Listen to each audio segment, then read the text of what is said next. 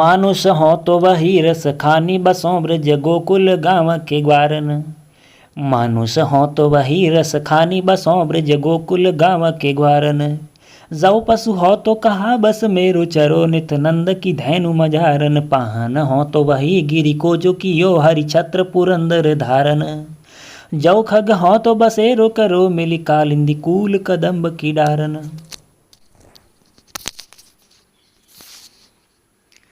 तो आज हम पढ़ेंगे रसखान और रसखान के सवैये। रसखान जो है वो कृष्ण भक्त कवि थे जो कि ब्रज भाषा में रचनाएं किया करते थे। और जिस प्रकार से कबीरदास जी दोहे के माध्यम से अपनी बात कहते थे, उसी प्रकार से रसखान जी किसके माध्यम से अपनी बात कहते थे?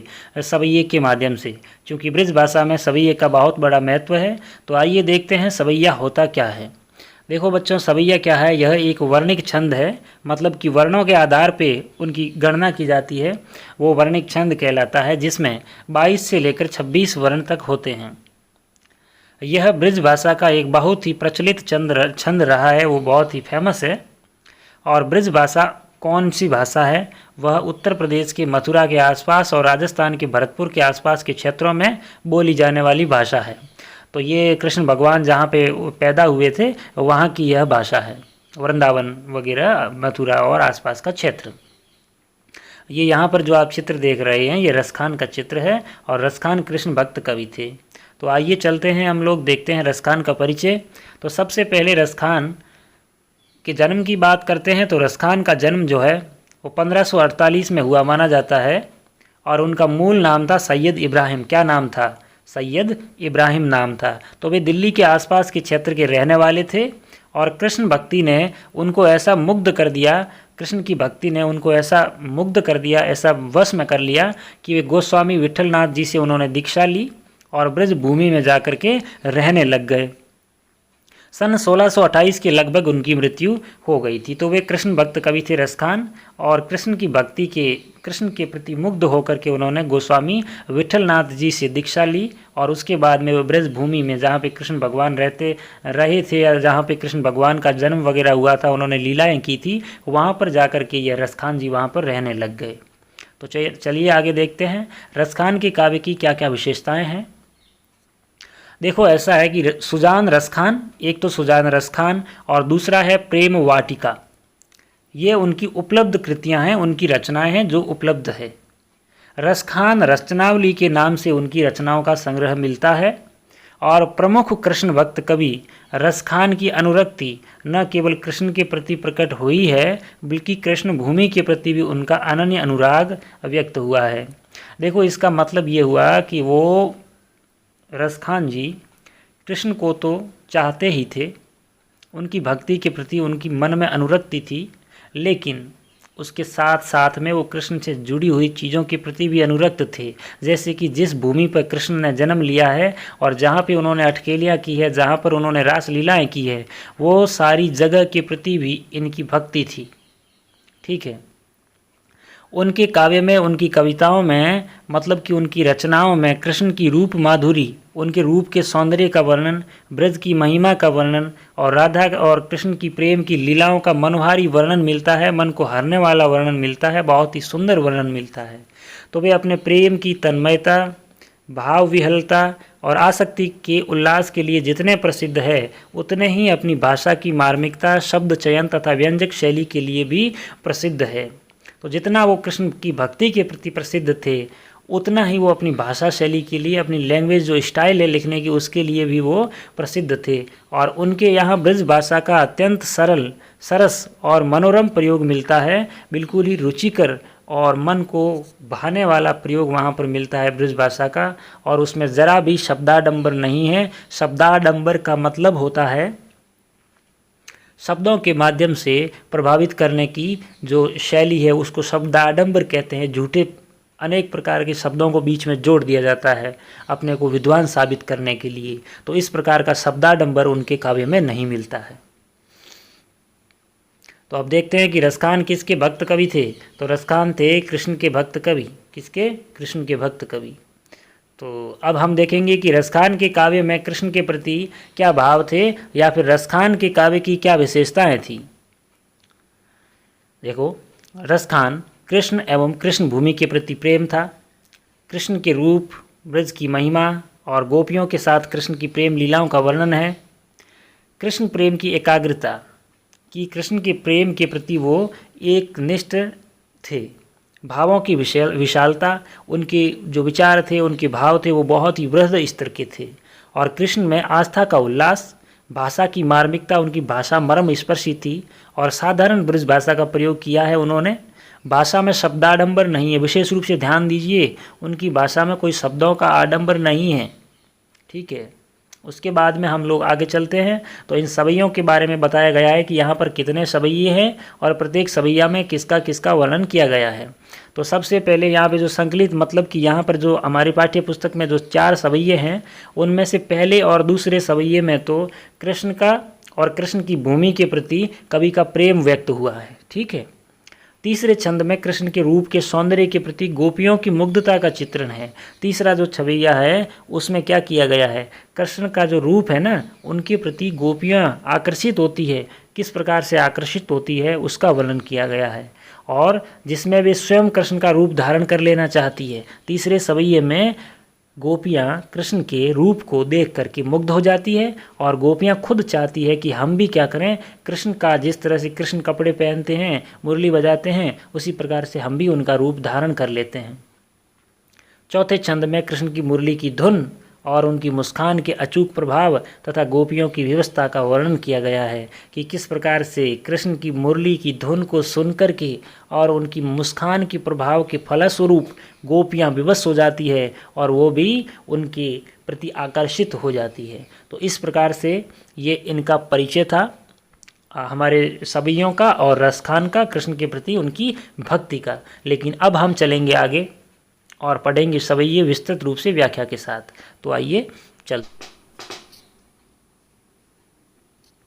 तो यहाँ पे कृष्ण का चित्र है। अब पढ़ते हैं सबसे पहला सवैया कि मानुष हों तो वही रस खानी, बसो ब्रज गोकुल गाँव के ग्वारन। जो पशु हों तो कहा बस मेरो, चरो नित नंद की धेनु मजारन। पाहन हों तो वही गिरि को, जो कियो हरिछत्र पुरंदर धारन।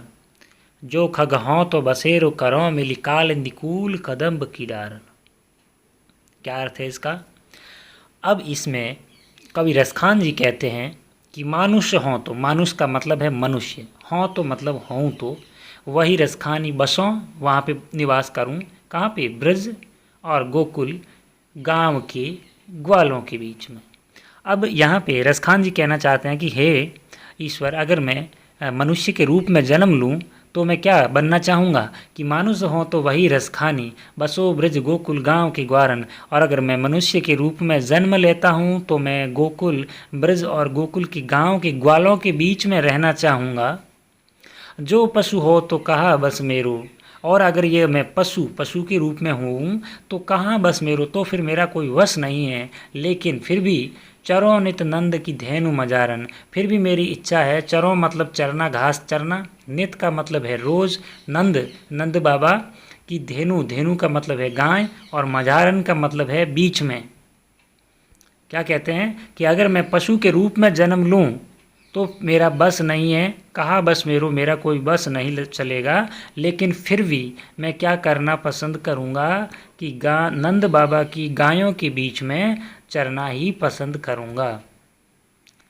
फिर उसके बाद में रसखान जी कहते हैं कि अगर मेरा जन्म किसी पत्थर के रूप में होगा तो फिर मैं क्या करना चाहूँगा कि पाहन हो, पाहन का मतलब है पत्थर, गिरी का मतलब है पर्वत, हरि छत्र पुरंदर धारण, और हरि ने जिस छत्र को धारण किया है वो पत्थर बनना चाहता हूँ।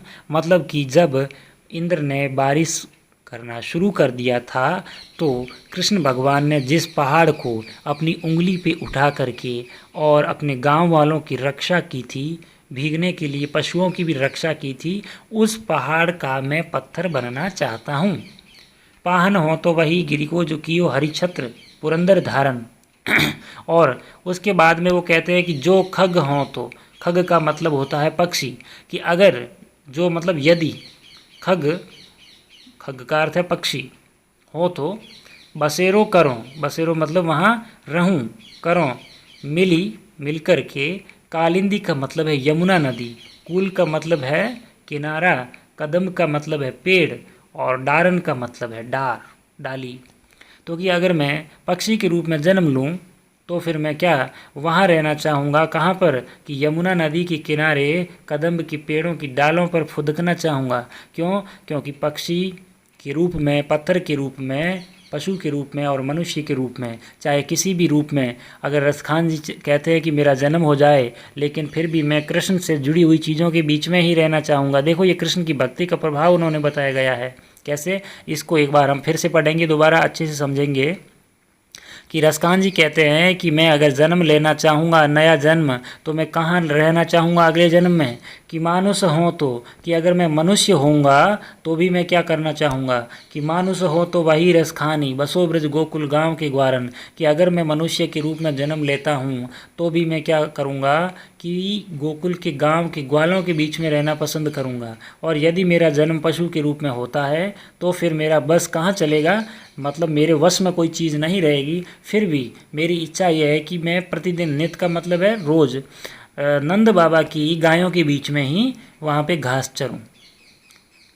और अगर मेरा जन्म पत्थर के रूप में होता है तो मैं उस पहाड़ का पत्थर बनना पसंद करूँगा जो इंद्र ने बारिश की थी और हरि ने उसको छत्र के रूप में धारण कर लिया था। उस पहाड़ का, पर्वत का पत्थर बनना चाहूँगा। और उसके बाद में फिर कहा है कि जो खग हो तो, और अगर मेरा जन्म पक्षी के रूप में हो जाए तो फिर मैं कहाँ बसेरा करना चाहूँगा, यमुना नदी के किनारे कदम के पेड़ की डालियों के बीच में। मतलब इनका कहने का अर्थ यही है कि यैन केन प्रकारेण, किसी भी रूप में रसखान जी कृष्ण के साथ में या फिर कृष्ण से जुड़ी हुई चीज़ों के बीच में ही रहना चाहते हैं। तो इस प्रकार से ये आपके समझ में आ गया है। और आगे चलते हैं हम लोग। तो आगे 8 सिद्धियां हैं जिनका वर्णन पहले किया गया था। उनका नाम है अणिमा, महिमा, गरिमा, लघिमा, प्राप्ति, प्राकाम्य, ईशित्व और वशित्व। ये 8 अलौकिक शक्तियाँ, 8 सिद्धियाँ कहलाती है। और 9 निधियाँ कौन सी है? पद्म, महापद्म, शंख, मकर, कच्छप, मुकुंद, कुंद, नील और खर्व। ये कुबेर की 9 निधियाँ कहलाती है। तो ये जिनके पास में होता है वो व्यक्ति सबसे सुखी व्यक्ति होता है। लेकिन रसखान जी कहते हैं कि मुझे इन सब चीज़ों की ज़रूरत नहीं है, मैं तो इन सब चीज़ों को न्योछावर कर रहा हूँ, इनको सबको त्याग रहा हूँ, और मुझे तो कृष्ण भगवान और उनका जो क्षेत्र है वहाँ पर निवास करना ही उनका मकसद है। मतलब वो ये चाहते हैं कि वो कृष्ण भगवान के और उनसे जुड़ी हुई चीज़ों के संपर्क में रहे। तो आगे देखेंगे हम लोग। तीसरा है, मोर पखा सिर ऊपर राखी हों गुंज की माल गरें पहिरोंगी, ओडी पीतंबर लय लकुटी बन गोधन ग्वारिन संग फिरोंगी, भाव तो वो ही मेरो रस खानी सो, तेरे कहे सब स्वांग करोंगी, या मुरली मुरलीधर की अदरान धरी अदरान धरोंगी। देखो आओ देखते हैं।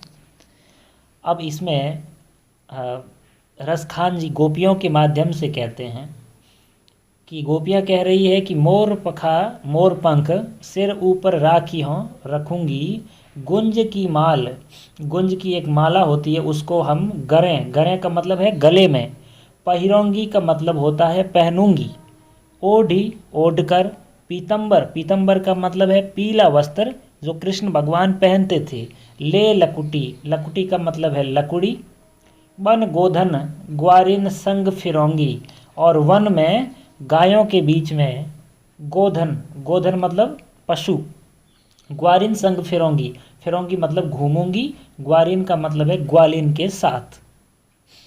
तो देखते हैं, गोपियाँ कहती है मोर पखा सिर ऊपर राखी हो, मोर पंख सिर के ऊपर धारण करके और गले में गुंजों की माला पहन करके, पीले वस्त्र धारण करके और लकुटी हाथ में लेकर के हम ग्वालिनों के संग, ग्वालों के संग में गौ धन पशुओं को चराते हुए घूमेंगी। देखो, अब यहाँ पर गोपियाँ भी चाहती है कि वो कृष्ण का रूप धारण कर ले, क्योंकि गोपियाँ भी कृष्ण को बहुत ज़्यादा प्यार करती है और वे चाहती है कि वो कृष्ण जैसा स्वांग रच ले, कृष्ण जैसे वस्त्र धारण कर ले। तो ये जो सारे लक्षण है वो कृष्ण के जैसे ही हैं कि सिर पर मोरपंख धारण कर लेती हैं और गले में गुंज की मालाएं पहनेंगी, पीले वस्त्र ओढ़ करके और लकुटी हाथ में लेकर के, और ग्वालिन के संग में हम क्या करेंगी, ग्वालों के साथ में हम वहाँ पे पशु चराने जाएंगी।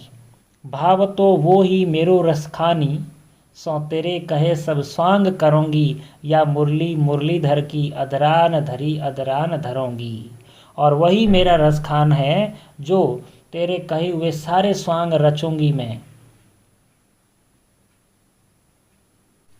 तो इसके बाद में हम चलते हैं आगे, और आगे हमने पहले पढ़ा था कि 8 सिद्धियां और 9 निधियां कौन कौन सी है। तो जिन व्यक्तियों के पास में 8 सिद्धियां हैं और जिनके पास में 9 निधियां हैं, वह व्यक्ति सबसे सुखी व्यक्ति माना जाता है। तो सबसे पहले हम देखेंगे 8 सिद्धियां कौन सी है। अणिमा, महिमा, लगिमा, गरिमा, प्राप्ति, प्राकाम्य, ईशित्व और वशित्व। ये 8 अलौकिक शक्तियां हैं जो 8 सिद्धियां कहलाती है। और 9 निधियां हैं पद्म, महापद्म, शंख, मकर, कच्छप, मुकुंद, कुंद, नील और खर्व। ये कुबेर की 9 निधियां कहलाती है। लेकिन रसखान जी कहते हैं कि ये 9 निधियां और 8 सिद्धियां जिनमें असीम सुख रहता है, लेकिन मुझे ये सब चीज़ें नहीं चाहिए। मैं तो श्री कृष्ण के समीप रहना चाहूँगा, या फिर कृष्ण भगवान से जुड़ी हुई चीज़ों के नज़दीक रहना चाहूँगा। और इसके बाद में हम थोड़ा आगे चलेंगे तीसरे सवैये की ओर। तो तीसरा है मोर पखा सिर ऊपर राखी हों, गुंज की माल गरे पहिरोंगी, ओढ़ी पीतम्बर ले लकुटी बन गोधन ग्वारिन संग फिरोंगी। भाव तो वो ही मेरो रस खानी, सो तेरे कहे सब स्वांग करोंगी, या मुरली मुरलीधर की अदरान धरी अदरान धरोंगी। देखो, मोर पखा का मतलब होता है मोर पंख, राखियों मतलब रखूंगी, गुंज की माला एक गुंज की माला होती है, गरे का मतलब होता है गले में, पहिरोंगी का अर्थ होता है पहनूंगी, ओढ़ी ओढ़कर, पीतम्बर पीला वस्त्र, ले लकुटी लकड़ी लेकर के, बन गोधन ग्वारिन संग फिरोंगी। ग्वारिन का मतलब है ग्वालों के साथ में, संग का मतलब है साथ, फिरोंगी मतलब घूमूंगी। तो यहाँ पर गोपियाँ कहती है कि हम कृष्ण भगवान का रूप धारण करके और उनके प्रति हम लोग उनके जैसा रूप धारण करके क्या करेंगी, मोर पखा सबसे पहले सिर पर मोर पंख पहनेंगी और फिर गले में पहनेंगी गुंजों की माला। उसके बाद में कृष्ण की तरह पीले वस्त्र ओढ़ करके हाथ में लकड़ी लेकर के और ग्वालों के साथ में गौधन पशुओं को चराते हुए हम जाएंगी, फिरती रहेंगी, घूमेंगी। भाव तो वो ही मेरो रस खानी, सो तेरे कहे सब स्वांग करूँगी। और तुम्हारे जो जो कहे हुए स्वांग है, जो आप पहनते हो कपड़े वगैरह वस्त्र, हम वह सब करेंगी। या मुरली मुरलीधर की अदरान धरी अदरान धरोगी। अधर का मतलब होता है होठ, मुरली वंशी फ्लूट, और मुरलीधर कृष्ण की। तो वो कहती है कि हम सारे स्वांग रचेंगे जो भगवान श्री कृष्ण ने रचे हैं, मतलब जो श्री कृष्ण ने जो जो कपड़े जो पहनते हैं, जो पशुओं को चराने के लिए जाते थे, वो हम सब करेंगी। लेकिन एक कार्य नहीं करेंगी, वो है कि जो मुरलीधर कृष्ण ने मुरली जिस वंशी को अपने होठों से लगाया है, अपने अधरों को लगाया है, अधरों पे धारण किया है, धरी का मतलब है धारण किया है, वो हम हमारे होठों पर धारण नहीं करेंगी। धरोंगी का मतलब है धारण करना। तो गोपियाँ कहती है, एक बार इसको दोबारा देखेंगे हम लोग, कि मोर पंख सिर के ऊपर रखेंगी हम। क्या? हम सिर के ऊपर मोर पंख धारण करेगी और गुंज की माला गले में पहनेंगी, पीतम्बर ओढ़ करके, पीले वस्त्र ओढ़ करके, हाथ में लकड़ी लेकर के और गौ धन पशुओं को चराते हुए जाएंगी ग्वालों के साथ में। लेकिन हमें वह श्री कृष्ण अच्छा लगता है और उनके किए हुए सारे स्वांग धारण करेंगी। वो सारे उन्होंने जो जो कार्य किए हैं, जो जो उन्होंने कपड़े पहने हैं, जो जो उन्होंने पशु चराने के लिए गए हैं, वो सारे कार्य करेंगी। लेकिन एक कार्य नहीं करेंगी कि जिस मुरली को उन्होंने, मुरलीधर श्री कृष्ण ने अपने अधरों पर धरी है, होठों पर धारण किया है, उनको हम अधरों पर धारण नहीं करेंगी, उनको हम हमारे होठों पर धारण नहीं करेंगी। मतलब वो श्री कृष्ण के वंशी का सम्मान करती है और कृष्ण से सामीप्य प्राप्त करना चाहती है, उनसे समीपता प्राप्त करना चाहती है। इसके बाद में सबसे अंतिम है कि काननी दे अंगुरी रहीबो जब ही मुरली धुनिमंद बजे है, मोहनी तानन सौ रस खानी अटा चढ़ी गौधन गेह तो गेह, टेरी कहों सिगरे ब्रज लोगन काली कौ कितो समुझे है, मायरी वा मुख की मुस्कानी समहारी न जय है न जय है न जय है। क्या कह रहे हैं देखो कि सबसे पहले तो ये कह रहे हैं गोपियाँ जो है वो कृष्ण को रिझाने की कोशिश कर रही है, उनको प्रसन्न करने की कोशिश कर रही है। और फिर वो कहती है कि जब मुरली की मधुर धुन बजेगी तब गोपियाँ अपनी कानों पर अंगुलियाँ रख देगी। क्या देखो कि कानन दे अंगुरी रहीबो, अंगुरी का मतलब है उंगली, कानन का मतलब है कानों पर, रहीबो मतलब रहना, जब ही मतलब जब, मुरली का मतलब है वंशी, धुनी धुन, मंद धीरे धीरे मंद आवाज़ में मधुर आवाज़ में बजे है मतलब बजेगी। मोहनी तानन सौ रस खानी अटा चढ़ी गौधन गेह तो गेह, कि मोहन की तान सुन करके, देखो इसको शुरुआत से पढ़ेंगे सबसे पहले कि गोपियाँ कह रही है श्री कृष्ण से कि जब कृष्ण मधुर मुरली बजाएंगे तो काननी दे अंगुरी रही वो, हम हमारे कानों में अंगुलियां दे करके रखेंगी ताकि उनकी आवाज़ हमको सुनाई नहीं दे। और जब ही मुरली धुनी मंज बजेगी, कब देंगे आवाज़ कानों में, जब मुरली की मंद मंद मधुर मधुर ध्वनि बजेगी। मोहनी तानन सौ रस खानी, और मोहनी तान जो मुरली की मन मोहने वाली तान है उसका स्वर है, उनको सुन करके अटा चढ़ी गौधन गेह तो गेह, और गायें अगर अटारी पर उनकी ध्वनि को सुन करके गायें अगर गाएगी अटारी पर चढ़ के तो भले ही वो गाएं, हमें उनकी कोई परवाह नहीं है, लेकिन गोपियाँ तो उनकी तान को नहीं सुनेगी क्योंकि वो उनसे नाराज़ है। टेरी कहो सिगरे ब्रज लोगनी, और टेरी का मतलब है लगातार कहना, बार बार, सिगरे का मतलब है समस्त, ब्रज लोगनी का मतलब है ब्रज के लोग, काली को कितनों समुझे है, कि कोई ब्रज का लोग भले ही हमें कितना ही कहे क्यों न समझा दे, लेकिन गोपियाँ जब श्री कृष्ण की मुरली बजेगी तो उनको सुनेगी नहीं।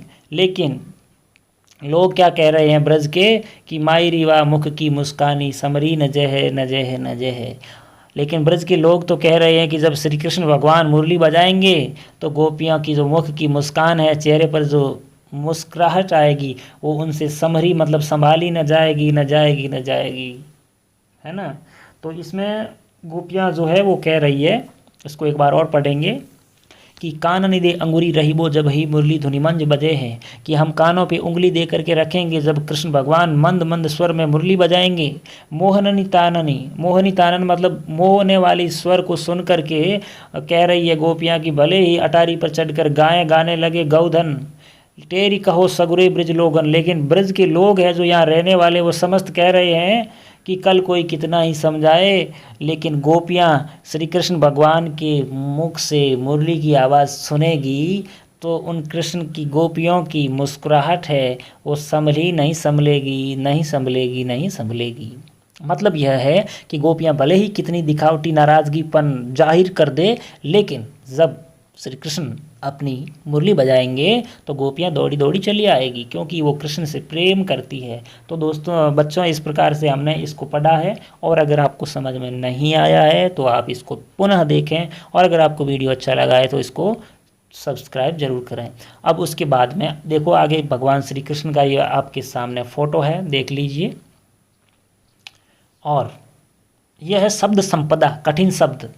बसों का मतलब है बसना, कहा बस वश में नहीं होना, मजारन मतलब बीच में, गिरी का मतलब है पहाड़, पुरंदर का मतलब है इंद्र, कालिंदी मतलब यमुना नदी, कामरिया मतलब कंबल, तड़ाग का मतलब है तालाब, कल धौत के धाम, सोने चांदी के महल, करील मतलब कांटेदार झाड़ियाँ, वारों न्यौछावर करना, भावतो अच्छा लगना, अटा मतलब अट्टालिका कोठा, और टेरी पुकार करके बुलाना। अब यह है गृह कार्य। इसमें आपके सामने 5 प्रश्न है। पहला है ब्रज भूमि के प्रति कवि का प्रेम किन किन रूपों में अभिव्यक्त हुआ है। दूसरा है कवि का ब्रज के वन बाग और तड़ाग को निहारने के पीछे क्या कारण है। एक लकुटी और कामरिया पर कवि सब कुछ न्यौछावर करने के लिए क्यों तैयार है, ऐसी क्या विशेषता है। और चौथे सवैये के अनुसार गोपियाँ अपने आप को क्यों विवश पाती है ना। उसमें हमने पढ़ा था ना कि कानन दे अंगुरी रही वो जब ही मुरली ध्वनि मंद बजे है, मोहनी तानन सोरस खानी अटा चढ़ी गौदन गह तो गह है, टेरी कहा से ग्रो ब्रज लोग निकाली कऊ कितनो समझे है, माई रिवा मुख की मुस्कानी समरी न जय समरी न जय न से।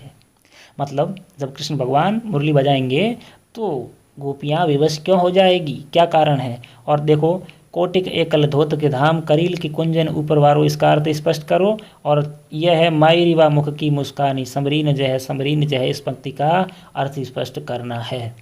ठीक है, तो ये हमने पढ़ लिया। और अगर आपको ये अच्छा लगा है और समझ में आया है तो मुझे जवाब ज़रूर दें।